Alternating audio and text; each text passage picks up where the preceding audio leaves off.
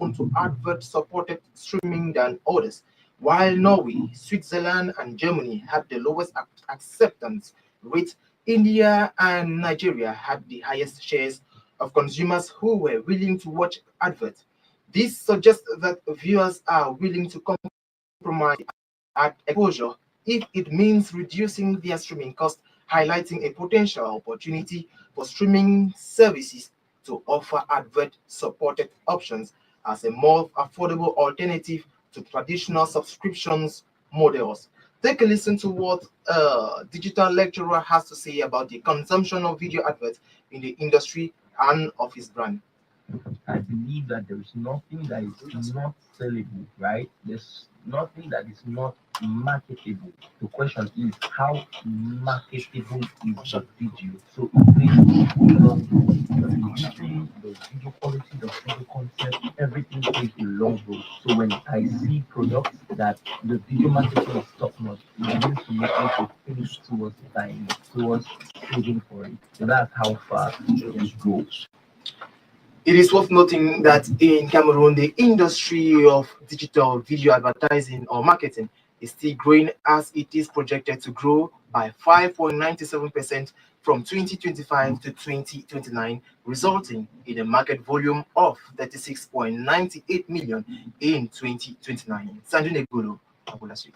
Une fois de plus, bonjour. Les travaux de la phase 2 de l'autoroute Yaoundé-Douala sont actuellement bloqués en raison de l'absence d'indemnisation des populations affectées. Cette phase est estimée à 880 milliards de francs CFA et se compose de plusieurs tronçons allant de Yaoundé à Edea. Le projet est confié à la China First Highway Engineering Corporation, CFHEC, qui a également réalisé la première phase. Le ministre des Travaux publics a indiqué que le coût de la phase 2 n'est pas encore connu, bien qu'une estimation ait été obtenue à partir des études d'avant-projet détaillées. La première phase achevée après 8 ans de travaux a coûté près de 350 milliards de francs CFA. Le projet vise à améliorer la circulation entre les deux capitales du pays. 98% du budget du ministère de l'Habitat et du Développement urbain sera consacré à la mobilité urbaine. L'affirmation faite par le chef de ces départements ministériels, Célestine Ketchakoutez, avec un budget de 114 milliards de francs CFA dédié à l'investissement. Il sera question de travailler à rendre les villes camerounaises plus attractives, résilientes, inclusives et compétitives.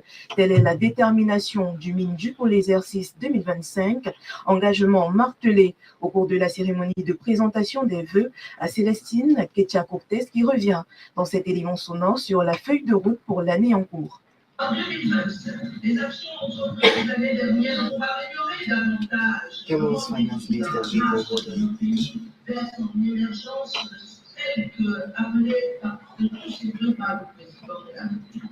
La production des logements décents et abordables, les travaux d'assainissement et de construction des drains pour les villes camerounaises inclusives, résilientes, ne laissant aucune personne sur le côté. Nous allons poursuivre cependant nos interventions dans les quartiers dits précaires à travers les projets d'aménagement et de connectivité. Yaoundé sera l'une des plus belles villes d'Afrique. Paradoxe entre le dynamisme agricole et la crise alimentaire. Malgré son immense potentiel agricole, le Cameroun fait face à une insécurité alimentaire croissante.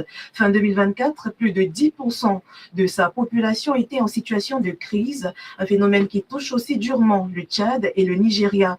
Malgré les conflits, les déplacements forcés et les chocs climatiques qui fragilisent ce secteur déjà en déclin et dont la contribution au PIB a chuté ces dernières années, il garde sa place de choix dans l'environnement économique du Cameroun. Christian Ekwala.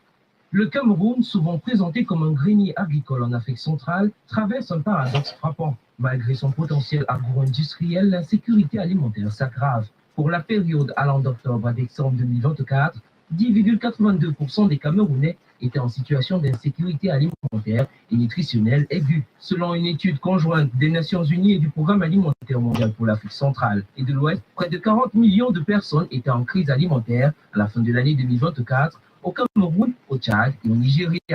Ces pays, le Cameroun figure parmi les plus touchés, avec les populations déplacées en première ligne de cette crise. Ce paradoxe s'explique par une conjonction de facteurs Conflits persistants, déplacements forcés, instabilité économique et choc climatique.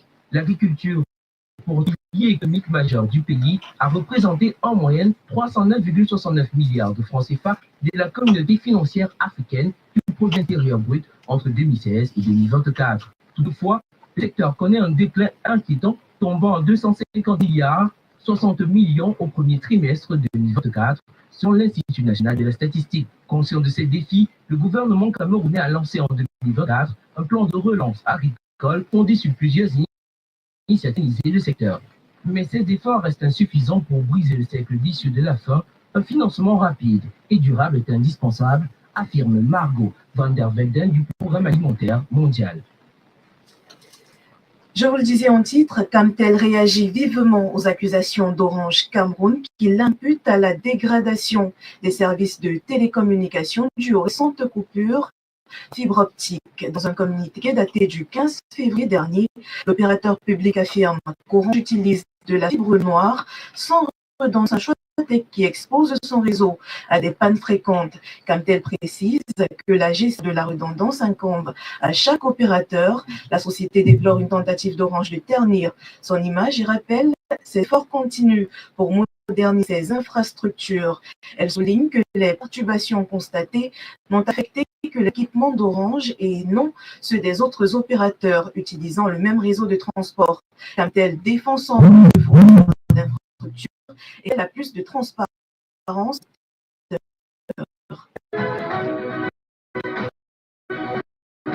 Welcome back, and thank you for staying with us for your edition on the 103.9 FM.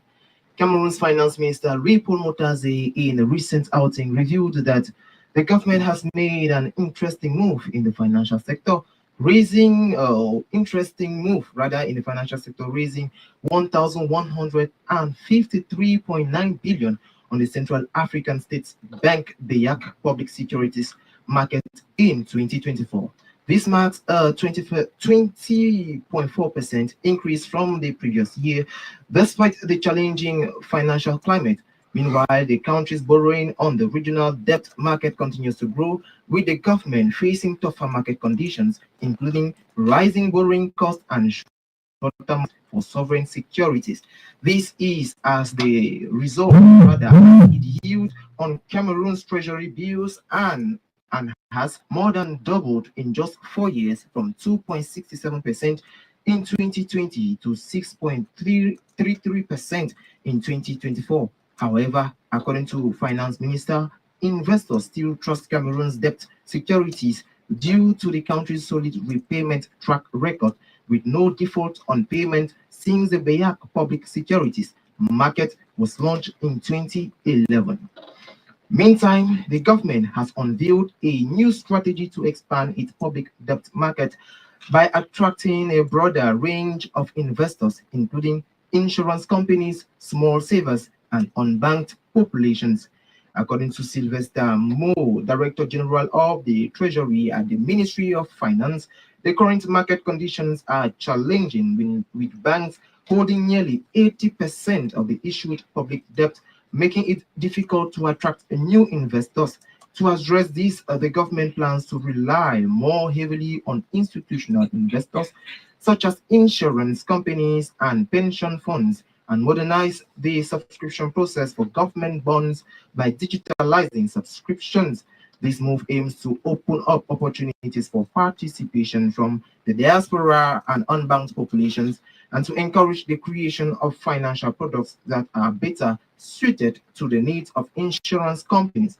By so doing, the government hopes to diversify its investor base, reduce its reliance on banks, and make it easier for individual savers to invest in public debt. And we move over to Yaoundé in your newscast to say that the Yaoundé International Handicraft Center, a hub for Cameroonian artisans to showcase and sell their handicrafts, is facing some challenges with overdue rent payments from its tenants. Out of 165 tenants, more than 80 are behind as regards payment, with 22 of them not having paid in over 4 years, as reviewed by the coordinator of the center, Denis Pascal Abinabam. The issue was addressed recently at the center's fourth management committee meeting, where the government of the center, or rather the governor of the center region, Nasiri Paul Biya, took a firm stand calling for the re-eviction of defaulting tenants. He believes this will send a strong message and create space for new artisans. To prevent similar situations in the future, the committee has decided to reinstate the original tenant rotation policy, which was in place when the center was established. This policy requires top artisans to showcase their work for 2 years, with the option to extend if necessary before making way for new talent. The governor emphasized that leases are only for 2 years and that staying for 10 years leads to rent issues. It is worth noting, at the start of 2024, the center's rental arrears totaled 75 million CFA francs, but management has since recovered about 40 million CFA francs, which is over 50% of the outstanding debt. The coordinator has been instructed to take all necessary measures to ensure full repayment by the end of 2025. Bienvenue, si vous nous rejoignez à l'instant, vous écoutez le journal bilingue de l'économie sur DFM 103.9. Intégration économique CEAC, CEMAC, les choses se précisent dans l'attente du parachèvement du processus de fusion entre la communauté économique des États de l'Afrique centrale, CEAC, et la communauté économique et monétaire de l'Afrique centrale, CEMAC en abrégé. Il est question de mettre en place les outils et instruments du marché commun, d'où l'urgence de revoir les instruments harmonisés de l'union douanière entre la CEAC et la CEMAC et de la zone de libre-échange. C'est en cela que réside l'atelier de Douala visant à contribuer à l'avancement du processus d'intégration régionale dans la sous-région et favoriser le développement du commerce intra-régional. Bien plus, il s'agit pour le Conseil de l'ordre de mettre une approche méthodologique et programmée de travail conjoint pour l'élaboration des feuilles de route nationales pour son opérationnalisation. Écoutons tour à tour Stanislas Moussa Kembe, grand chancelier président, et Fulgence Likassa, commissaire en charge de l'éducation, de la recherche, du développement social à la CEMAC. L'initiative ne vient pas de nous qui sommes réunis, mais plutôt de la CEMAC qui s'est rendu compte que le règlement qui a été mis en place suite à l'additionnel qui a été prise sous la présidence, je crois, de l'ancien président Ange Félix Patassé en 2003, ce texte a fait quand même du chemin et avait besoin de réactualisation. Il est question que le Conseil des ordres propose au Conseil des ministres qui lui présentera à la conférence des chefs d'État des propositions de personnalités à élever à certaines dignités des ordres communautaires. Marché financier et boursier en Afrique, PwC Global envisage de retirer sa licence à PwC Afrique francophone. La décision fait suite à des tendances et à des manquements aux standards imposés par le siège mondial. Ce retrait pourrait avoir des répercussions majeures sur le paysage des audits et de la finance en Afrique francophone. Dans l'élément qui va suivre, Luc Biga revient sur les conséquences de ce retrait pour les entreprises clientes et les inquiétudes potentielles pour la finance en Afrique. Si une information comme celle-là venait à être matérialisée, le retrait de la licence de la PricewaterhouseCoopers Afrique francophone par la maison mère serait un coup de massue pour le monde de la finance en général et celui de l'audit en particulier en Afrique. Pour ce, plusieurs entreprises ayant recours à ces services et audits se retrouveraient dans une situation d'incertitude car elles seraient contraintes de rechercher un autre cabinet d'audit de grande envergure, ce qui pourrait créer une disruption dans leurs activités. Le processus de transition vers un autre cabinet pourrait être plus coûteux et complexe. Il n'est pas à exclure des risques juridiques et des conformités auxquelles doivent faire face les entreprises de son portefeuille client, en particulier les multinationales, qui devraient respecter les normes strictes de compliance financière et internationale. Les certitudes autour de la capacité des auditeurs à fournir des rapports fiables pourraient entraîner des décalages réglementaires ou des pénalités. Un autre aspect non négligeable serait la perturbation des marchés financiers liée à la perte de confiance, pouvant entraîner une volatilité accrue sur les marchés boursiers ou une réduction des transactions. Cependant, bien que l'on reproche à la filiale Afrique le non-respect des normes éthiques ou professionnelles, Les raisons restent confidentielles et soumises à des investigations en interne. L'on pourra aussi évoquer des dysfonctionnements en interne dans la gestion des opérations, puis une mauvaise supervision des audits effectués, ou encore la non-conformité aux normes internationales, pour ne pas dire aussi le fait d'éviter des scandales juridiques qui risqueraient de ternir la réputation du groupe. Pour tout ce qui précède le retrait de la licence de la PricewaterhouseCoopers Afrique francophone par la maison mère dont le siège est basé à Londres serait un événement marquant pour le secteur des audits et des finances en Afrique. Bien que cela puisse ouvrir les voies à une réorganisation du marché, les certitudes engendrées pourraient avoir des conséquences notables pour les entreprises locales et internationales opérant sur le continent. Notons par ailleurs que le cabinet a commencé ses activités sur le continent dans les années 1940. Depuis, elle s'est étendue dans tout le continent. La firme a d'abord ouvert les bureaux en Afrique du Sud, puis progressivement elle a son réseau pour inclure de nombreux pays à travers l'Afrique subsaharienne et l'Afrique du Nord. Aujourd'hui, la PricewaterhouseCoopers est présente dans plus de 30 pays avec des bureaux dans les pays clés comme le Niger, le Kenya, le Maroc, le Ghana, la Côte d'Ivoire et l'Algérie, pour ne citer que cela. La Banque des États de l'Afrique centrale, BEAC, intensifie les consultations pour arrêter le cadre réglementaire de supervision des caisses de dépôt et consignation CDC et la gestion des avoirs en déshérence dans la CEMAC, un groupe de travail de 38 membres incluant la BEAC, la COBAC et des associations d'acteurs, s'est réuni le 12. Son objectif des recommandations gestion et sécuriser des fonds non réclamés. Cette initiative a renforcé la tiers de la sous-région après sur la COBAC et la Caisse des dépôts sur le transfert de ces le directeur de la Caisse du Cameroun CDEC a participé à la deuxième réunion de la BEAC. La CDC a défendu la souveraineté des activités en soulignant que les dépôts et consignations relèvent du droit et ne sont pas d'opérations bancaires. Elles appellent à un cadre réglementaire respectant des missions de CDC et leur rôle dans le financement souverain de l'économie.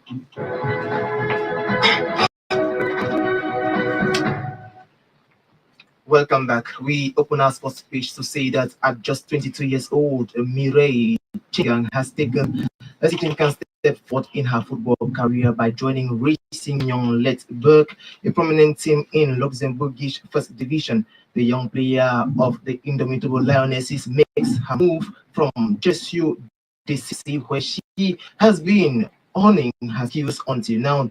This new signing presents Chengang with an exciting opportunity to explore a new championship and establish herself within a highly ambitious team in Luxembourgish women's football. As she takes on this fresh challenge, Chengang will be meant to utilize her talent to make a meaningful contribution to her new team. With her dedication and perseverance, Chengang is poised to make a lasting impact, as according to what she says, for a new environment.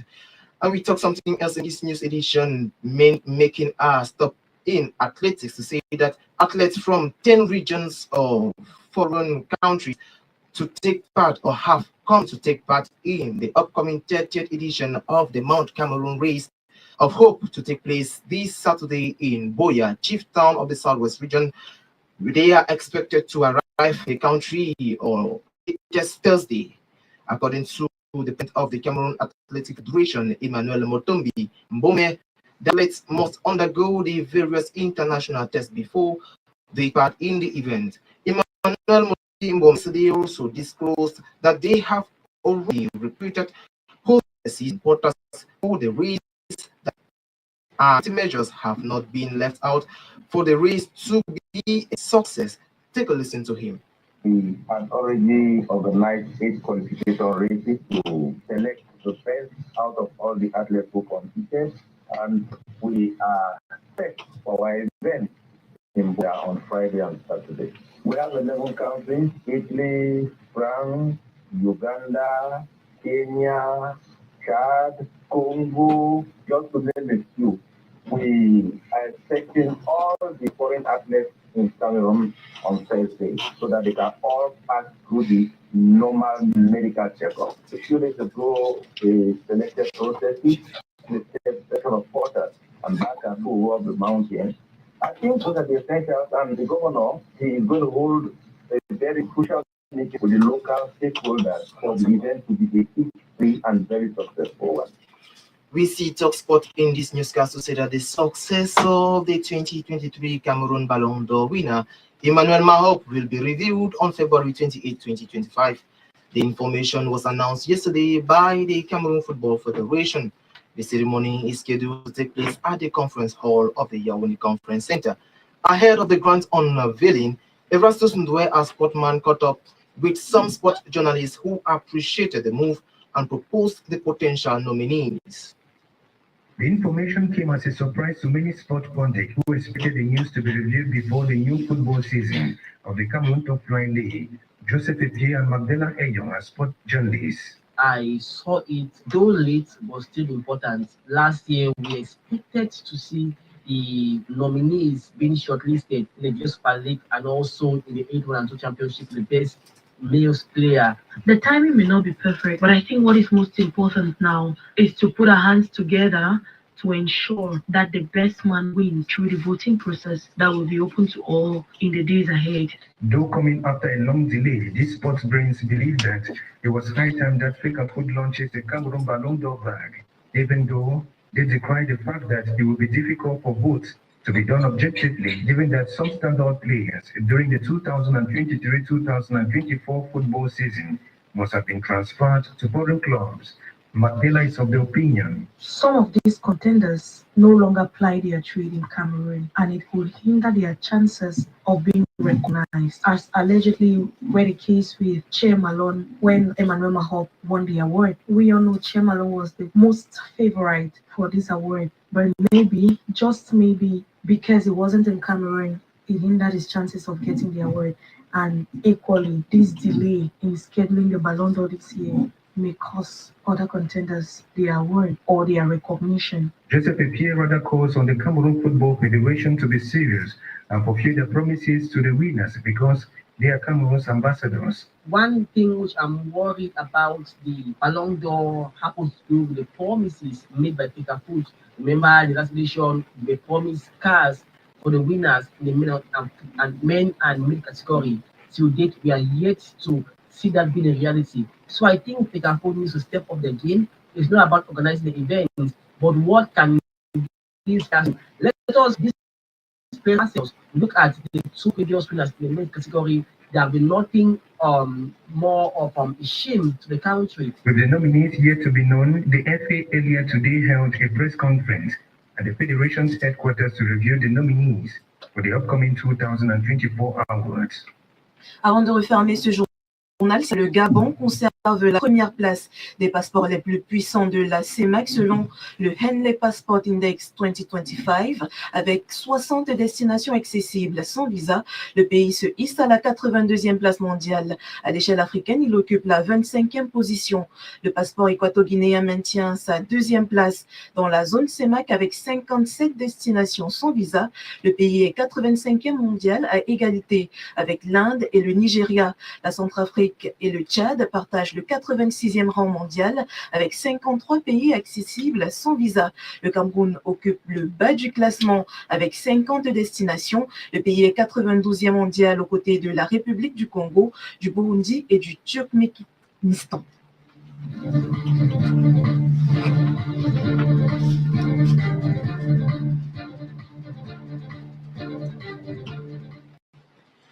We put a wrap to this edition of the News Bilingue Bulletin here on DFM Radio. At the anchor, we were Sandrine, EGOLO, and my humble self, William. As the news editor for today, we had as Christian Ekwala, and the technical cabin had as tech person Marcel Nzier. That said, God willing, we take another appointment for our next edition of the economic news on DFM Radio, the 103.9 FM, the only economic radio in the whole of the Central African sub-region. Meantime, remain blessed. Stay tuned to our program. DFM. Le journal bilingue de l'économie. DFM